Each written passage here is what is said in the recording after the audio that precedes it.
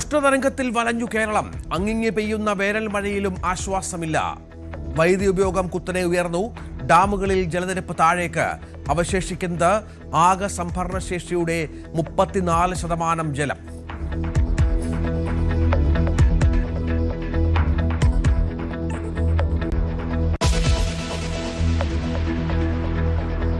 നീതി തേടി നിതിൻ രാജിന്റെ കുടുംബം, അച്ഛനും ബന്ധുക്കളും ഇന്ന് കണ്ണൂരിൽ മാനേജ്മെന്റ് പ്രതിനിധികളെ കാണും. പ്രിൻസിപ്പലിനെയും പ്രതിയേർക്കണമെന്ന ആവശ്യത്തിൽ ഉറച്ച ബന്ധുക്കൾ. ലോൺ ആപ്പ് പ്രതികളുടെ കസ്റ്റഡി ആവശ്യപ്പെടുന്ന ഹർജി ഇന്ന് പരിഗണിക്കും.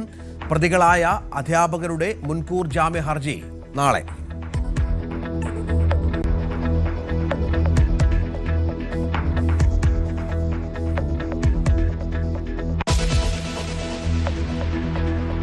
തമിഴ്നാട്ടിൽ ഇന്ന് കൊട്ടിക്കലാശം. ആവേശമുയർത്തി അവസാന ദിവസത്തെ പ്രചാരണം. ഭരണ തുടർച്ച പ്രതീക്ഷിച്ച DMK, വെല്ലുവിളി ഉയർത്താൻ വിജയിയുടെ TVK. ആവേശമുയർത്തി കോൺഗ്രസും BJPയും.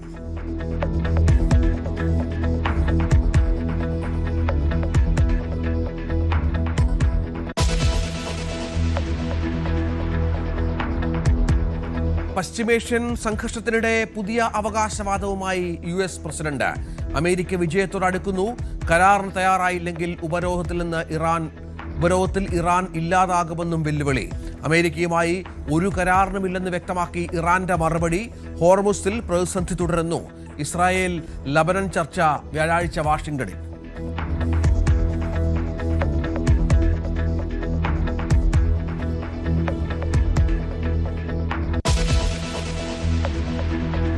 വിരുദ്നഗർ പടക്കശാല ദുരന്തത്തിൽ മരിച്ച 14 പേരുടെയും സംസ്കാരം ഇന്ന്.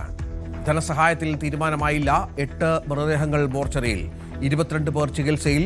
പടക്കശാല ഉടമകളെ കണ്ടെത്താനാകാത്ത പോലീസ്.